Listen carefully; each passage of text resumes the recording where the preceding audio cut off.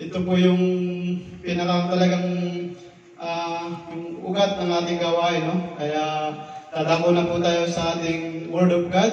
Tinatawagan ko na po ang ating mahal na Pastor Oscar Love para po sa pibigay ng mensahe. Praise God. Lord, hallelujah. Piliin ang Panginoon. Palapakan po natin ang ating Cristo boy. Praise the Lord. Hallelujah. Mga kapatid, magandang hapon po sa inyong lahat. Amen. You know, when the Lord, when we are in the midst of our worship, the Lord revealed to me and to tell you that do not be hesitant to worship Him. Amen. You know, the Word of God says that God enthroned in the praise of His people. Kasi si Satanas, ayaw niya ibuka yung bibig natin para mag-worship kay Lord. Because there is something good things that will happen if we will shout, if we will open our mouth, and from the bottom of our hearts, we express the worthiness of the Lord in our lives. You know, you remember the wall of Jericho? Why the wall of Jericho was fall down? It's not because of the people of Israel at that time. They did not use any crane, any military equipment to bulldoze, to destroy the walls. But because of their obedience, the obedience that Joshua heard from the Lord to encircle the wall of Jericho, the whole of Jericho for 7 times, and then they have Levites with them, no, leading them, the Levites of the Lord, leading them, and they are blowing their trumpet. And then what happened next? The Lord is the one who trampled down the wall of Jericho. Amen. The Lord also we have wall of Jericho in our life. So if we want to trample, to destroy the wall of Jericho in our life, be a worshiper of the Lord. Amen. Huwag kayong sabi ni Lord Jesus, sabi niya sa mga Pharisee, sabi niya, pinagmamalaki ninyo na kayo ay mananamba ng Diyos. Sabi niya, but if you will not worship the Lord, sabi niya, I can turn this stone into a true worshiper. Because the Lord Jesus Christ said to that Samaritan woman, He said, ano sabi niya? The Father is looking for a true worshiper that will worship Him in spirit and in truth. Amen. So, we need really to worship. If we want to experience a breakthrough in our spiritual life, we need to worship the Lord. We need to have that heart of worship. Mga kapatid, this is just an encouragement only. So that during our praise and worship, hindi dry ang ating pagpupuri sa Kanya. Maranasan natin na tayo nag-worship kay Lord, na marinig natin maranasan natin yung mga ibang mga manifestation ng Lord. Remember in the book of Acts, wherein the disciples stayed together in the upper room. What happened there? They worshiped the Lord, no? Because the Lord Jesus commanded them, wait for me in Jerusalem. No, sila po ay nandun, nag-stay, nag-pray, nag-worship kay Lord. Sabi niya, and I will send you, no, power, no? Sabi niya, ang pangako na ibibigay sa inyo darating.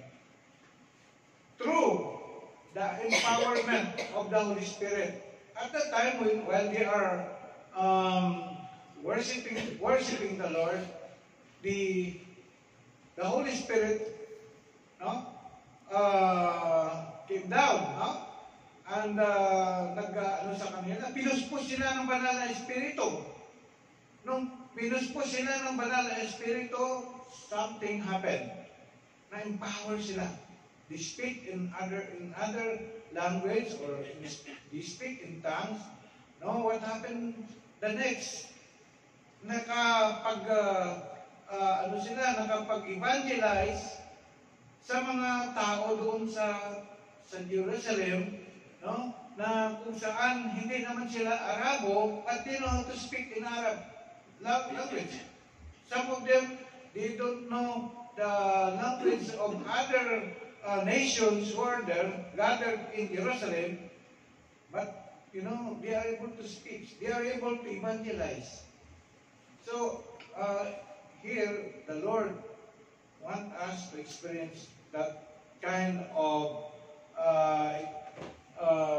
manifestation in the early church.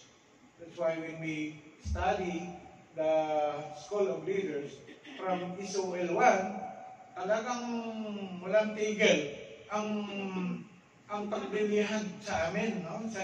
Na upang kayo ay ma-equip. Because we cannot just rely. When we serve the Lord, we are serving the Lord through the power of the Holy Spirit. We cannot rely in our own strength and knowledge. No, we must rely always in the power of the Holy Spirit. Amen. Kaya, lalo na sa pagdating ng Isuel 3, alam mo, po yan.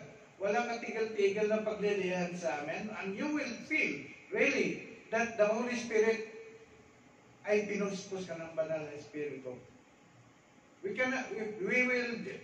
will just look at those students or delegates, hindi natin maintindihan, but something is happening to them when they are being lihan by the pastors, by the teachers.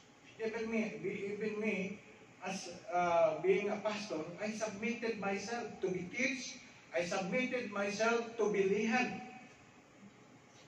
Like what happened when Saul, no?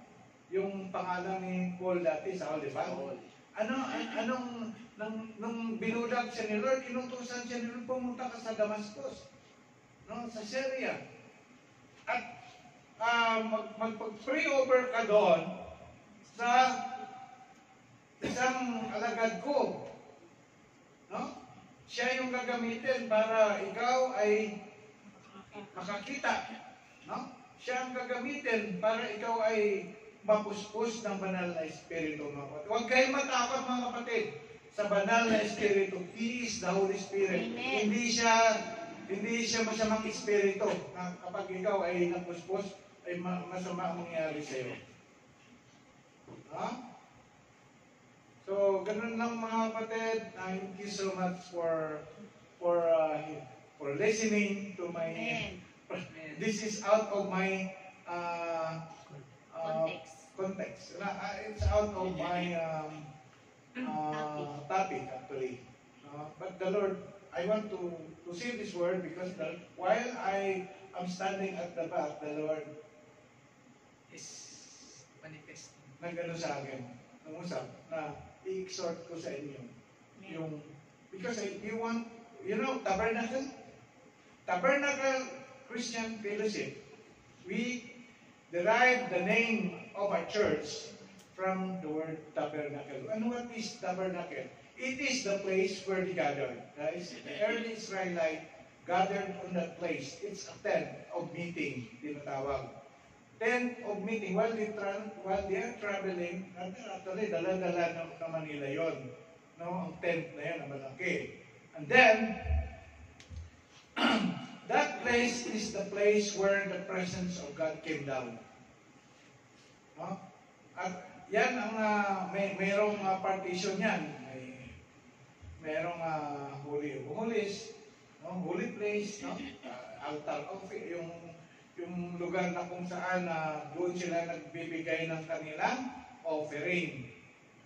So, pag sinabi nga na taga-tabernacle ako, ibig sabihin, expectation ng mga nakaalam ng word na tabernacle, alam nila na ito ay taga-tabernacle, palaging ito naranasan niya ang presensya ng Diyos ay nasa kanya kasi tabernacle TCF, di ba?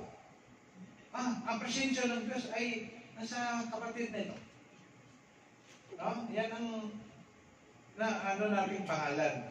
No? So we should aspire, we should strive na tayo po ay palaging, sabi nga, ano palagi natin, i-ask natin kay Lord, katulad ng pag-ask ni David. Sabi nga ano lang ngayon sabi ni David, do not let your Holy Spirit, sabi niya, Lord, do not let your Holy Spirit be taken away from me. Kasi yung panahon na yun, naranasan ni David na para bang dry, para bang layo-layo niya sa presensya ng Panginoon. Noong panahon na yun na siya ay nagkakasala. But renew the right spirit within me.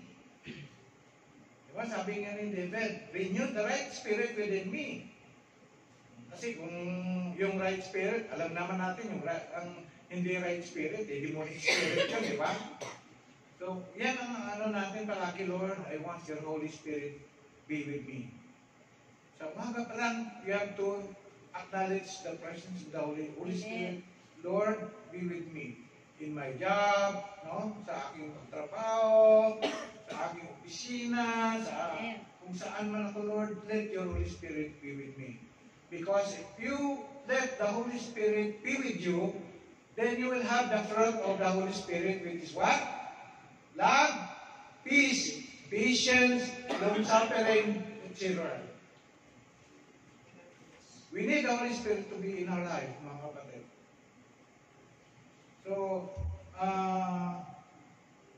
the early Christians, they are empowered.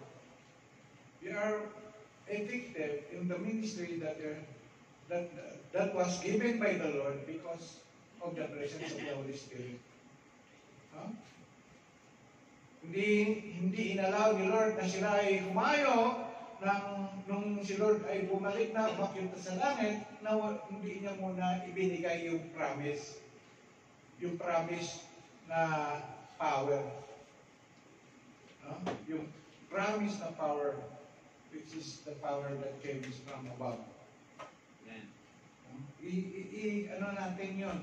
If you want also to be effective in any ministry that we have here, let the Holy Spirit lead. Amen. Amen? Amen. Oh, extended to 1 hour kasi nagbigay pa ako ng May 30 another, minutes ka pa tayo. May 30 minutes. But, mga kapatid, ganito yan. Sometimes we are feeling dry. Sometimes na dumating sa buhay po natin na nagtatanong tayo sa sarili natin. Doon sa mga failures, doon sa mga kasalanan, no? Na nagawa natin, mahal pa in behalf of sa mga ginawa ko, mga hindi naging kalugod-lugod kay Lord. Sa mga circumstansya na nangyari sa buhay ko ngayon, ito ba ay maging dahilan upang ako ay mapahiwalay sa pag-ibig ng Diyos? No? Kaya pinamagatan ko ang mensahe ni Lord, hindi ko mensahe na nothing can separate us from the love of God. The objective of this sermon is to encourage all of us that the Lord's love is not changing. No? And nobody can separate you and me, and all of us, from the love of Christ. Amen? Amen? Amen. So, Lord, hallelujah, Panginoon, sa oras na ito, I let up unto you, O God, the message that you are going to impart to your people. Bless this message and let everybody, O God, can understand, O God, the message, Lord, that, Lord, your love for us, O God, is not unending, O God. It is forever, it is eternal, O God, and nobody can separate us from your love. In Jesus' name we pray. Amen.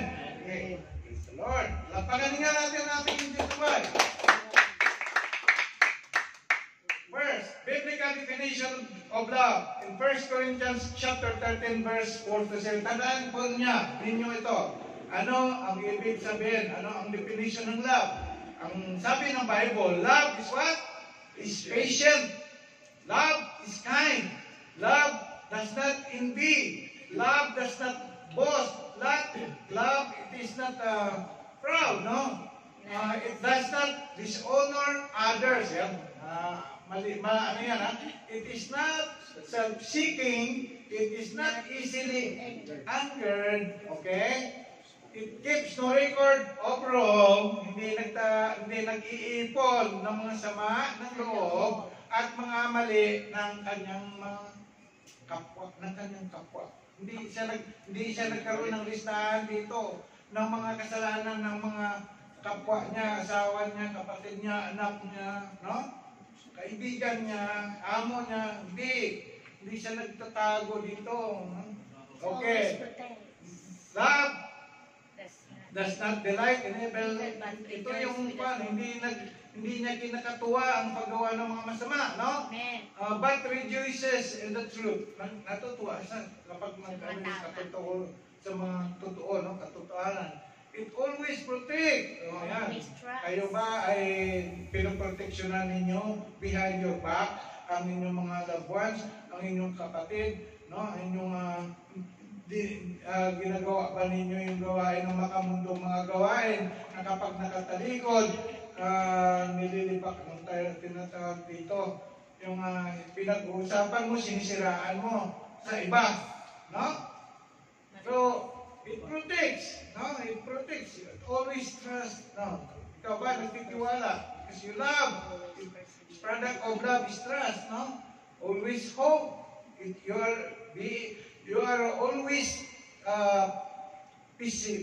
optimistic person. You are not pessimistic person, or what we call it. Ikaw ay positive always. You are not negativist. Okay? Always perseveres. No? Ano yung persevere? Pagtyaga. And ito, ano ba talaga ang tunay na kahulugan ng pag-ibig? Ano sabi ng Bible? Ito. What love is? Sa 1 John 3:16. Okay, hindi John 3:16, ha? 1 John 3:16 until 18. Anong sabi ng Bible doon? Sabi ni John, this is how we know what love is. Yan. Ito para malaman natin kung ano ba ang pag-ibig. Ito, ginawa niya, inihimpro po niya si Jesus Christ. Jesus Christ laid down His life for us. Alam naman natin yan, di ba? Na talagang yung kasalanan natin, inako niya, siya nagpapako sa cross. Kasi bakit ano yun? Dahil mahal niya tayo. Diba? And we ought to lay down our lives for our brothers and sisters also. Kaya mo bang ikaw ay ialay mo ang sarili mo, no? Para sa mga kapatid mo?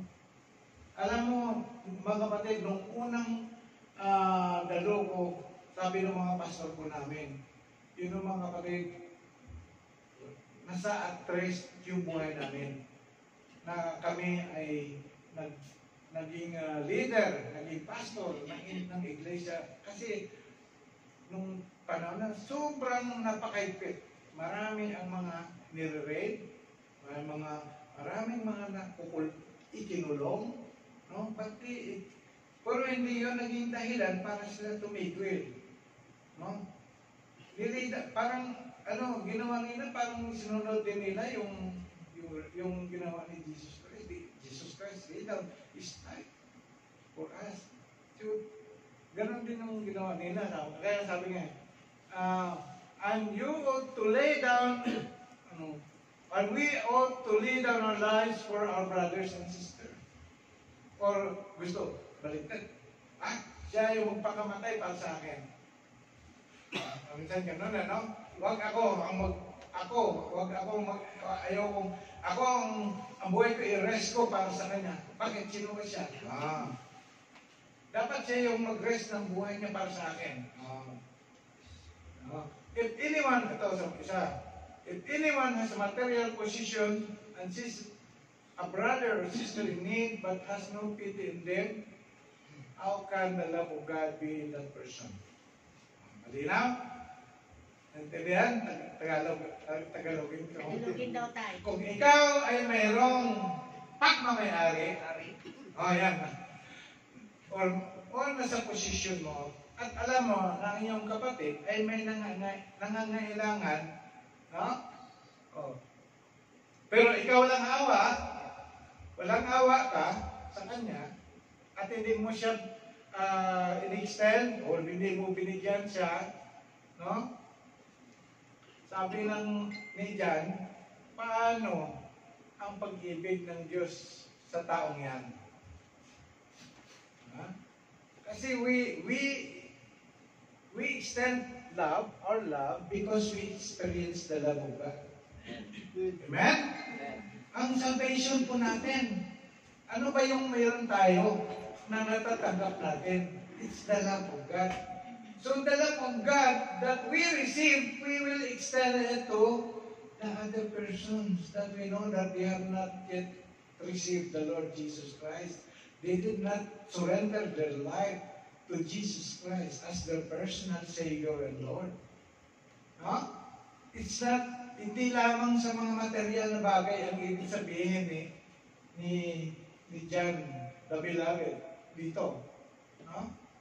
Sabi niya, dear children, sabi niya, let us not love with words or speech. Sabi niya, hindi lamang sa word at saka speech na sabihin mo, I love you with the love of the Lord. We need the evidence. We need, I love you with the love of the Lord. kasi pag gano'n I love you with the love of the Lord. Pero pag nakatalikod, Minamarites. tapos minamarites, no? But we need evidence. Kaya sabi niya, no?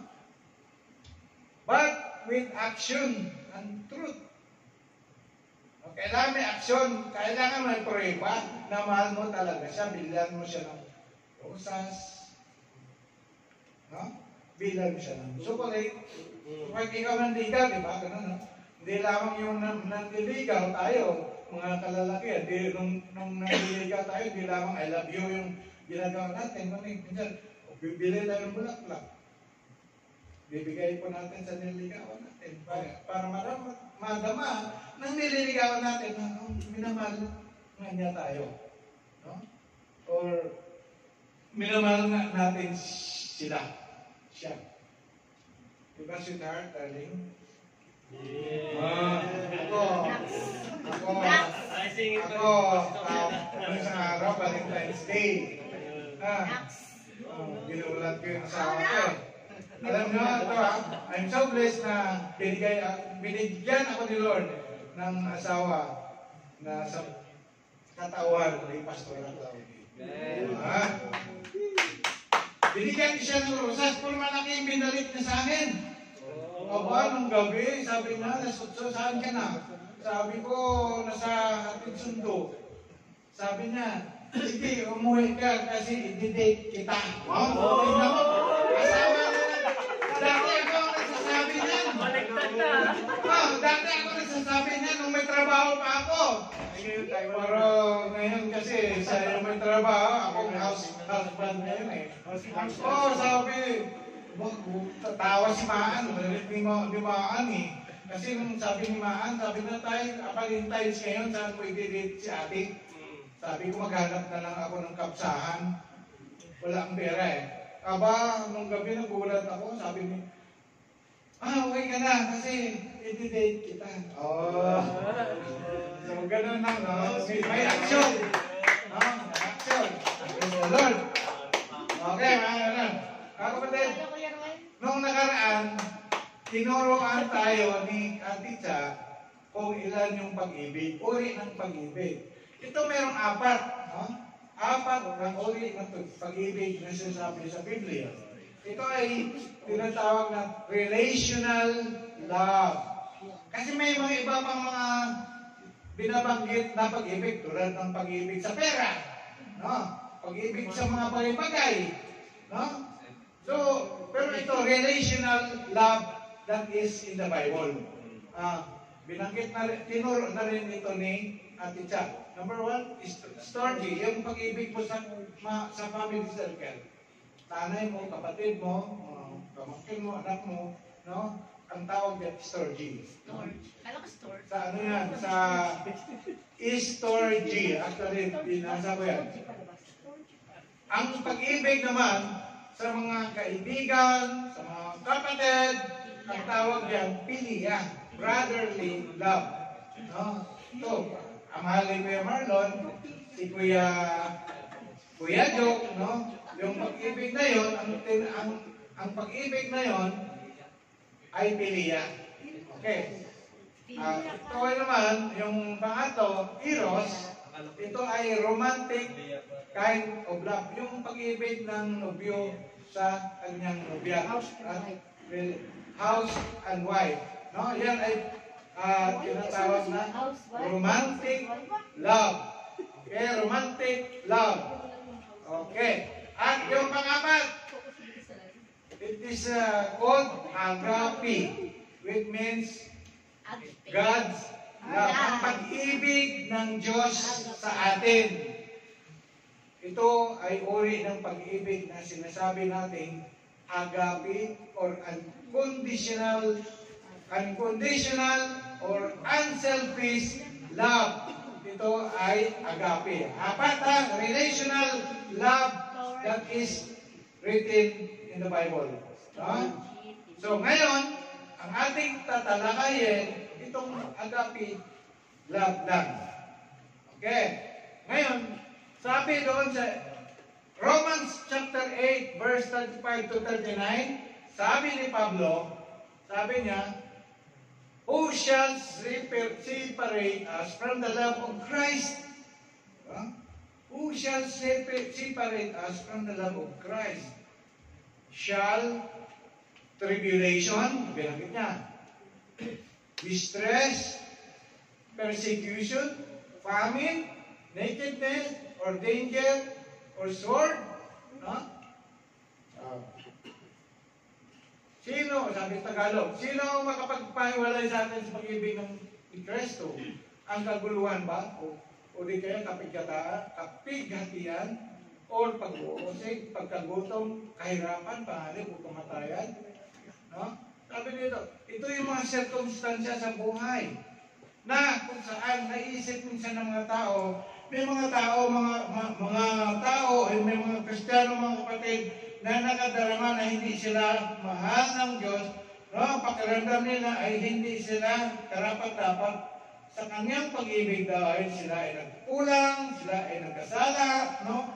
Sa isip nila, paano sila mahalin ng Diyos kung nabigo nila ang pagsunod sa kanyang mga kautusan o sa kanyang kalooban. At ito ay magkaroon ng resulta sa kanilang buhay na umaramdaman nila na ang pakiramdam nila parang hindi sila karapat-dapat. No? Sila ay manghihina, na magkaroon ng panghihina sa kanilang kalooban,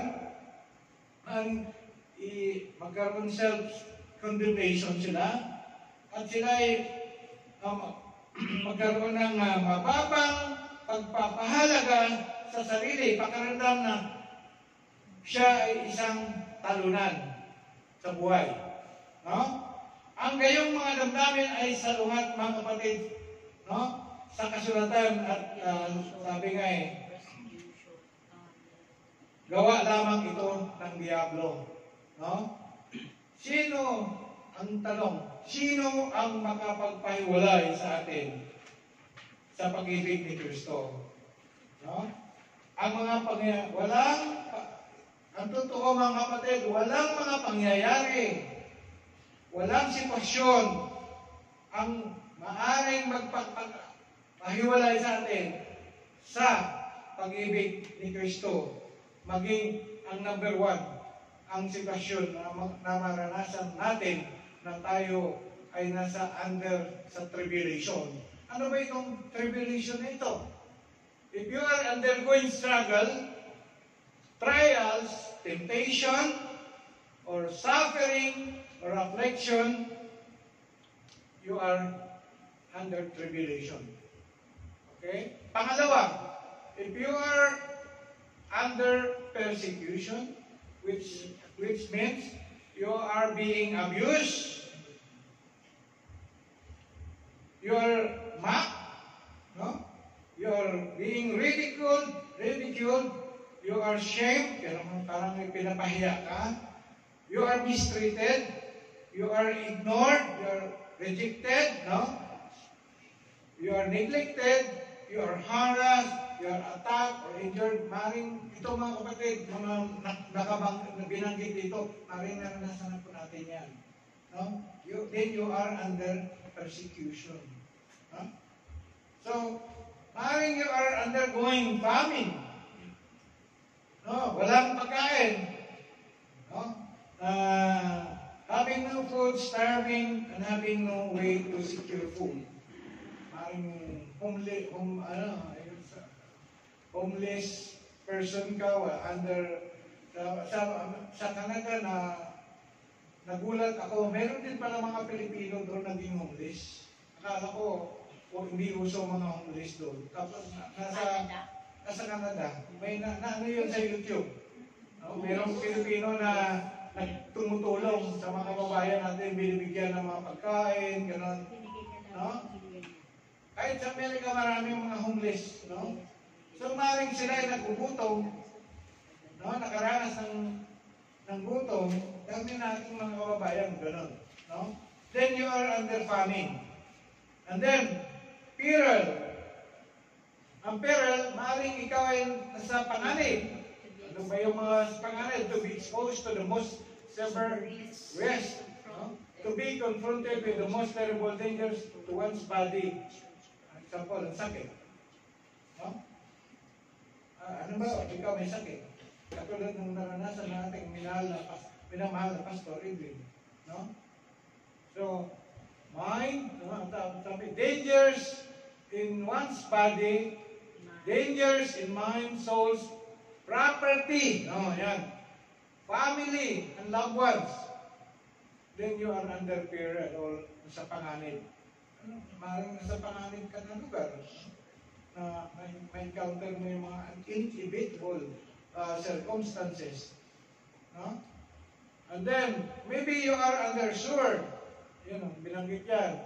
To be killed, to suffer martyrdom, like what happened to the experience of the disciples. We know na ang mga disciples po, iba-ibang uri ng pagpatay sa kanila because of the gospel.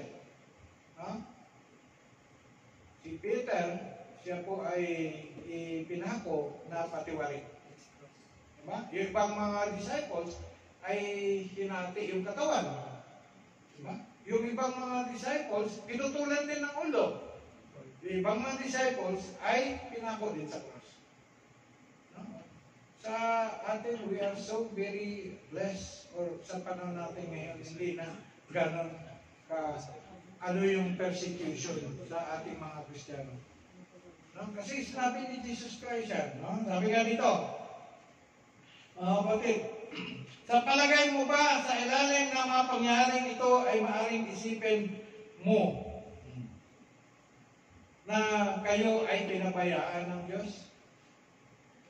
Ang mga karanasang ito or mga sirkumstansyang ito na maranasan natin sa buhay, mga kapatid, they are not the evidence that the love of Christ or the love of God is taken from us o napahiwalay na po tayo sa pag-ibig ni Kristo. Ang mga karanasang ito sa buhay natin, no? Circumstansyang ito sa buhay natin, ay hindi isang patunay na tayo ay hindi na mahal ng Diyos. Ano mang circumstansya sa buhay po natin, Pangit, maganda, inaalaw ni Lord na mangyari yan. Si Job, mga kapatid, alam po natin yan. Ulit-ulit ko aking binabanggit buhay ni Job. Kung saan si Job, matindi ang persecution. Matindi ang mga naranasan niya na pagsubok sa buhay niya. But it does not mean na hindi na siya mahal ni Lord. Alam ni Lord. Alam ni Lord. Nakikita ni Lord. Kung anong nangyari sa kanya, He allowed it to happen. Sa atin, ano nangyari? May nangyari lang na hindi maganda sa buhay natin. Ayaw na natin magsamba. Para magsimba. Ayaw na natin tumalo dahil nakaranas tayo ng mga matinding mga suffering, persecution, nakedness, or yung panganib na delikado, mapanganib ang tumalo. No? Kasi baka mahuli. No? Baka, diba? Baka mamutawa.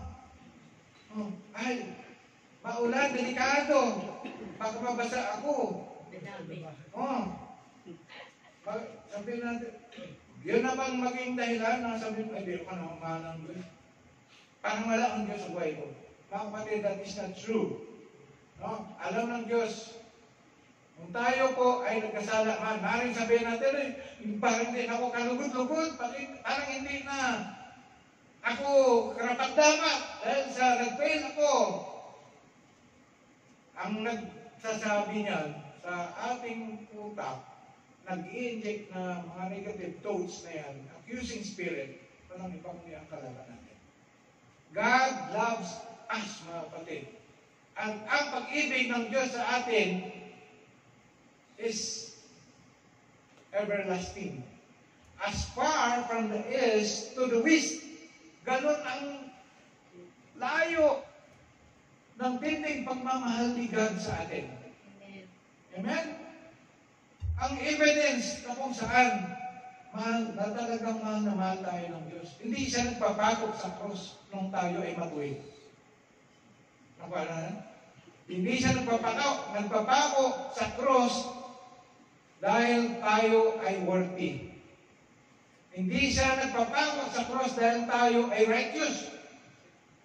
Hindi siya nagpapako sa krus dahil tayo ay masunurin sa Kanya.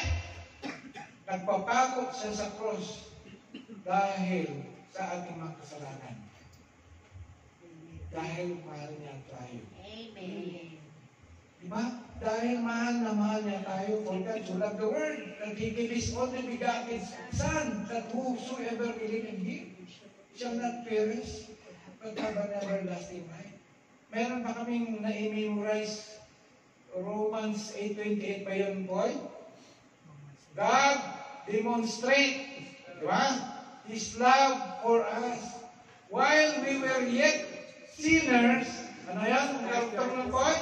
He died for us. Romans 3:5. Romans 3:5. Pakibasa nga yung mga may Bible dyan. Dapat may Bible din kayo mga Bible. 3:8. Ha? Andun din yung Bible. Mga kapatid, tandaan po natin yan. Nag-demonstrate, ipinakita na ni Lord ang proof niya sa atin na mahal na po tayo. Amen. No? Kaya hindi nahiwalay, hindi nawala ang pag-ibig ng Diyos sa atin. No? Because His love for us is agape. His love for us is unconditional. Tandaan po natin mga kapatid, na mahal tayo ng Diyos. Ano man, kahinaan mo, ano man ang kasalanan mo, ano man ang failure mo, mahal na mahal ka ng Diyos. Ha? Tingnan,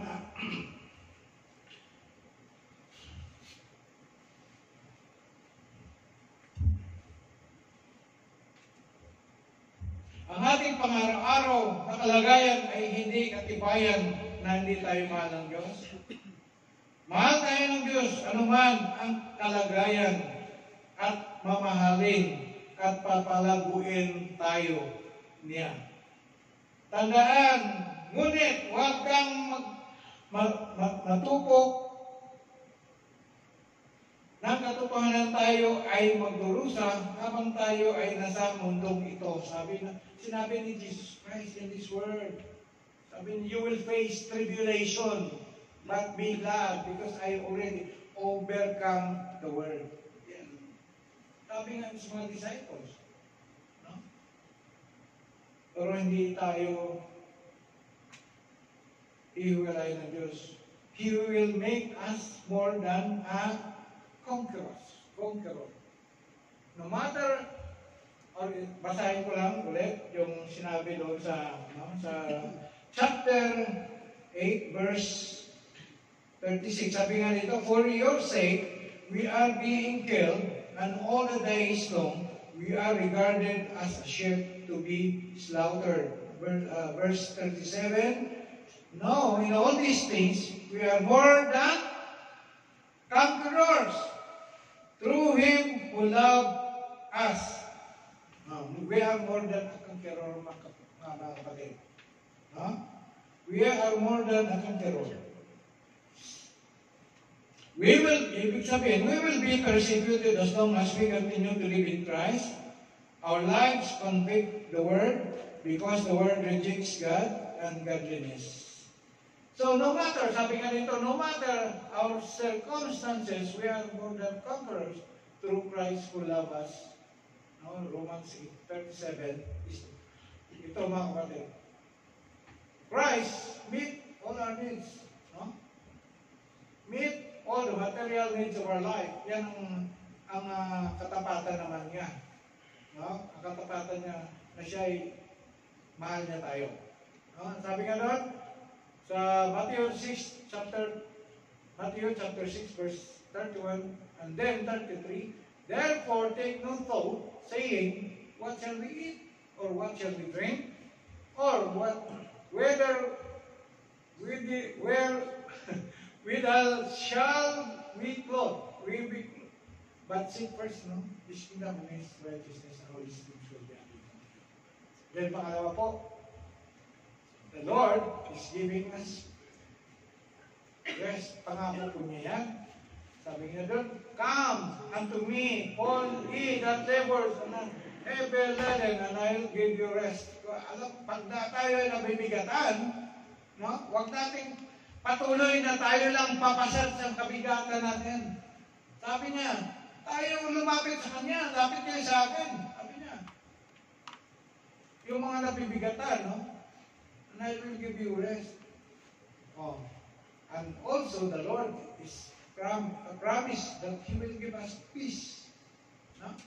Sabi niya, peace I live with you, my peace I give unto you, not as the world gave it, give I unto you. Let not your heart be troubled, neither let it be afraid. These things I have spoken unto you, that in me you might have peace.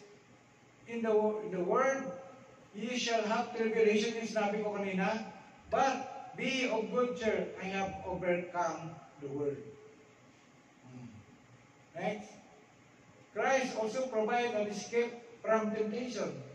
If we face any temptation in our life, God or Christ can give us a way out. No? An escape. Sabi nga doon sa 1 Corinthians chapter 10, verse 13, sabi doon, there hath no temptation taken you but such as is common to man, but God is faithful, who will not suffer you to be tempted above that you are able, but will with temptation also make a way to escape, that you may be able to bear. Sa Tagalog, ang ibig sabihin niya, mga kapatid, hindi tayo bibigyan ni Lord ng mga pagsubok na hindi natin kakayanan. No? Ganun po yun. No?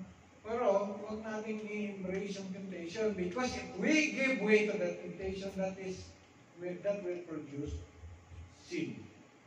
Na tayo may disdain, mga kapatid. No? Kaya, okay lang yun na ma-face natin temptation katulad ni Jesus Christ sa Matthew chapter 4. But you know, the Word of God that is in Christ, yun ang pinaglaban niya para niya ma-overcome ang temptation. We need that also. Kailangan po natin ang Word of God na kapag tayo naka-encounter ng temptation, gamitan natin ang Word of God. We can hope it is written. Kasi alam natin, ay mali. Diba? Pag may temptation, ay mali, hindi na lulugod ang Word. Kasi alam mo yung salita niya.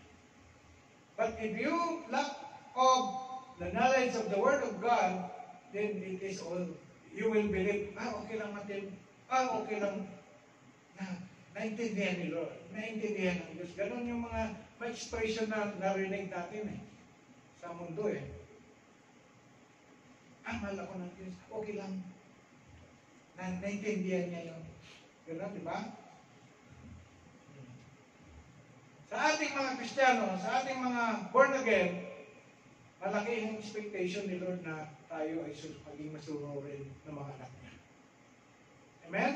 That's why we need to always hear, listen His Word, study His Word. So we are armed. No, we are armed like what Jesus did when He fight temptation in Matthew chapter 4. Amen? Okay. Christ also promised to comfort us through all our trials. Sabi nga doon, Blessed be God, even the Father of our Lord Jesus Christ, the Father of mercies and God of all comforted us in all tribulation, that we may be able to comfort them which are in any trouble by the comfort wherewith we ourselves comforted of God. So, minsan, inalaw ni Lord na maranasan natin mga sitwasyon sa buhay po natin. Upang sa mga susunod, pwede niya tayong gamitin, no? Para doon sa mga nakaranas ng mga naranasan natin. Tulad sa akin, when my wife died, no? Ito yung ginamit ko para ma-comfort si Ate Jenny. Ate Jenny, no? Nung panahon na naranasan ko, ano ginawa ko, at alam ko, sabi ko kay Ate Jenny, alam mo Ate Jenny, the comfort na binigay ni Lord sa akin, yung iniisip ko, sabi ng pastor, sabi niya, isipin mo Brad, na ang asawa mo ay nasa langit, masaya na siya, wala na siyang sakit, hindi siya umiyak, di siya nahirapan. Yan din ang sinabi ko kay Ate Jenny, maging matuwa tayo. Masakit sa puso natin, na hindi na natin kasama si Pastor Edwin dahil mahal natin siya. Pero sabi ko, sa isang side, maging magalang tayo na hindi na natin nakita na nahirapan si Pastor Edwin. Ngayon, nandoon na siya. He is now receiving the promise of God in heaven. Amen? And no more tears, no more cry, no more pain. No? Nung nandito siya, kaawa naman ng sitwasyon ni Pastor Edwin. Sabi niya kay Ate Jenny na hirap na po ako. Pagod na po ako. Tapos tawag si Ate Jenny, Pastor, pagdaan mo kasi, sabihan mo na, huwag magsalita na ako na doon. Ay, pinunta namin ni Kuya, ni Pastor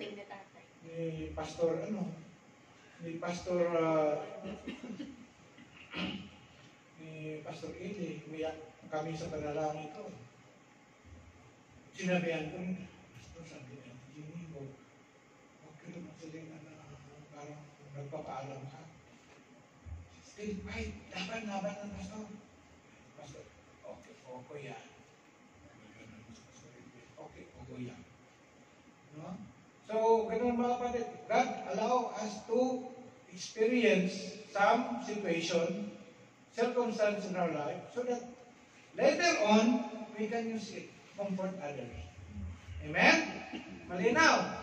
So, also, this is one of the evidence that Christ or God loves us.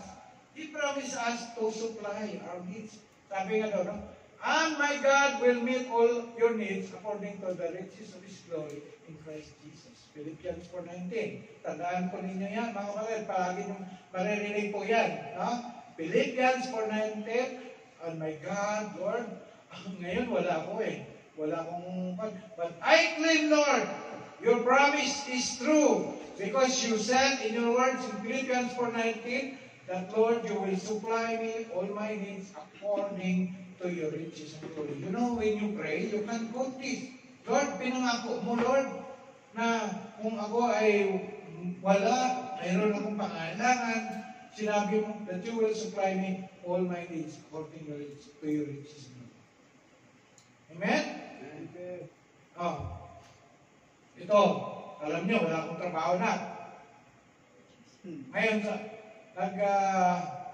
nagsimula, sabi ng mga katropa ko, kuya, may kotse ka naman ah. Baka pwede mong gamitin niya, no? Para magkaroon ka rin ng konting income. Magkating sundo. Tapos narinig din Pakistani na isang official namin, oh yeah, Mr. Oscar, yes, I can help you. I'll give you some of my workers to ride in your car. They will pay you. So, nagsimula ako. Tiniis ko mga kapatid, mga pawis na pawis. Oh, pawis na pawis. Kaya ang ginagawa ko, pag sakay ko sila, naka-open ng window. May mas ka na. Tapos may mas ako. Sabi, nagtatanong ulis. Tapi kada mas, sabi ko, muskila. Sabi ko, muskila, bagay virus. Tagtatanga. Kasi nakakaya naman. Hindi ko kaya yung baho ninyo. Nakakaya naman. So, yan mga kapatid, ngayon mga kapatid, glory to God, no? Medyo nadagdagan ko yung mga siniservice ko. This morning, alas 6, actually, nung 3 days ago, may dalawang nurse na nagpahatid sundo sa akin sa King Fahd Military. So, dalawang magkakapatid yun. And then, yung atin sundo ko doon sa may Naim, malapit sa shop nila ni Joe, dati isa lang eh. Ngayon, yung driver ng isa, umuwi ng Philippines. Then, nalagdagan. At dati, hirap na hirap ako mag-biyahe 12 o'clock. Sakit ng mata ko. Sabi ko, Lord, tanggalin mo itong panakit ng mata ko pag gabi. Ngayon, kagabi, alas 2. Sinapa ko pa si Pastora Claudine. Alas 2 ng madaling araw, nagsundo kami doon. So, dalawa na. Anong pa? At isang trip, ang isang trip, ang bayad nila, 30 plus 20, 50. Isang trip. Layo, yung hanggang Masripa. So, nakita ko, tapos may, ngayong umaga, tumawag si Virgin. Bagay yung kasama ko. Kaya, atin po muna ako sa, sa bakery. Lapit na pala, from Salamat to Rauda, dyan lang. Inukipot pa kami pag ano, no? Naku, sabi ko, laki na nga ng gastos ko sa gasolina nito. Ay, sabi ko, walang problema ko yan, charge ko man to sa office eh. O, binigyan ako ng 30. So, God will supply our needs according to His riches and glory. Amen. Kaya ayaw ko mag-isip sa mga tungkol sa mga pera. Amen. He is the supplier. Kaya ako He natatakot is sa the bakasyon eh. supplier. Amen? I-claim lang natin, we have God who is alive. He is the God who is true in His promise. Okay, ito mga kapatid, para mabilis. Okay, Christ deliver us through any persecution, no? Ayan. Then Christ deliver us into His presence, giving us eternal life. Okay, sabi doon, and the Lord shall deliver me from every evil work and will preserve me, okay, transport or take me unto His heavenly kingdom, to whom be glory forever and ever. 2 Timothy chapter 4 verse 18. And then in Revelation chapter 3 verse 21, sabi, to him that overcometh will I grant to sit with me in my throne, even as I also overcame and am sit down with my Father in His throne. Yan ang ang pangako niya. Ito. Sa verse 38, binanggit ni Pablo, ni Apostle Paul. Sabi niya doon sa Romans 8:38, ito na, convincing assurance ito mga kapatid.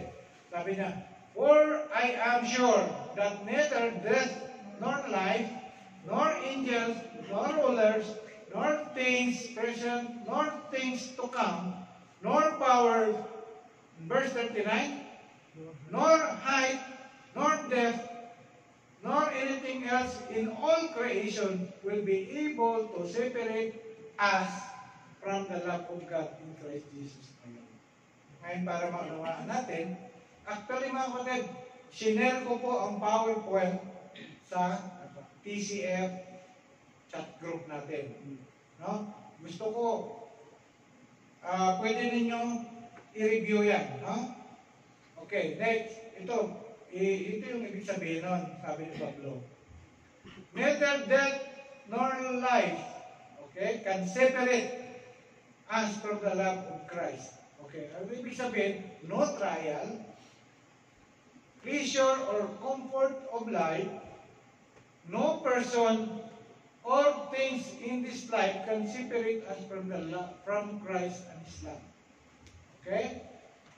Pangalawa, nor angels, nor rulers. Ang rulers nito, ito yung mga demonic forces. No? Rulers of the air. No? Even yung good angels.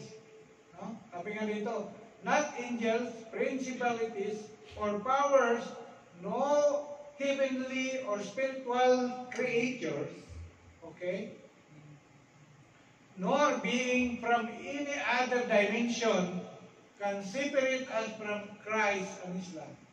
Yan ang assurance. No? Yan ang assurance na sinabi ni Pablo. Number 1, neither death or life, okay, nor angels, nor rulers. Number 3, nor things present or things to come. Ito tungkol sa panahon.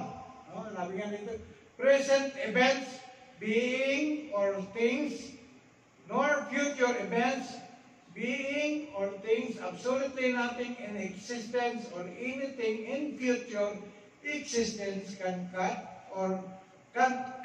us off from Christ in His love. Hindi sa mga panahon, present and future, no, events can separate us from the love of Christ.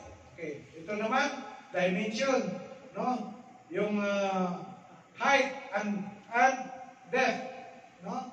Sabi nga doon, nothing from outer space or from depths of the earth sa Mariana Trench.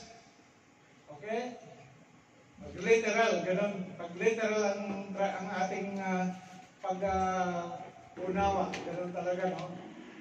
Can separate us from Christ and His love. Then, this is the last.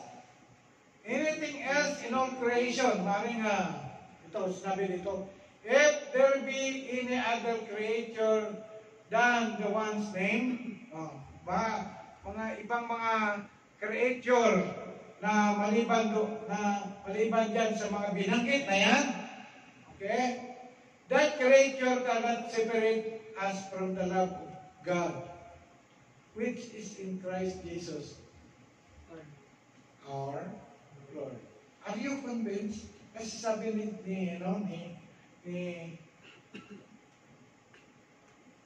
Paul, for I am sure.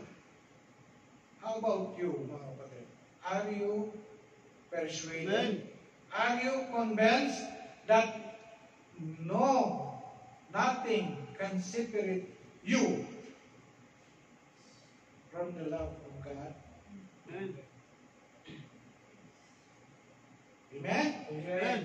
Lahat ba ay agree? Lahat ba ay sigurado na ikaw, kapatid, ay walang bagay, no, na makapagpahiwalay sa iyo sa pag-ibig ng Diyos? Amen. Amen. So, kailangan natin mahalin ang Diyos natin. Love the Lord your God with all your heart, with all your mind, with all your strength.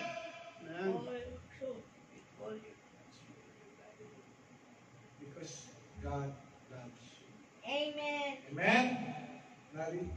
lang na lang po. Natapat ng mensahe ng Panginoon. I hope everybody understand. I hope everybody receive from a blessing from the Lord. This is the food that the Lord wants you to eat. God said, the Lord Jesus said, man does not live in bread alone, but in every word that cometh from the word, from the mouth of God. Hallelujah. Yes, Lord, you are worthy to be praised, Jesus. Oh, hallelujah. You are the King of kings. You are the Lord of lords. Father, we thank you, God. Without you, we are nothing. Lord, thank you for the Holy Spirit that you enabled me, oh God, to speak thy words, not my word. Lord, I pray that the word that your people heard today will be a blessing for them. Let them remember it, oh God, that Lord, in whatever circumstances that they may encounter, Lord, in their life, Lord, bad circumstances, oh God, trials, tribulation, famine, nakedness, oh God, Lord, let them be reminded that you know what is happening to them, that you care for them, oh God, that you love them, oh God, that, Lord, nothing can separate us, Lord, from your love. Thank you, God. Thank you, Jesus. In Jesus' name we pray. Amen. Amen.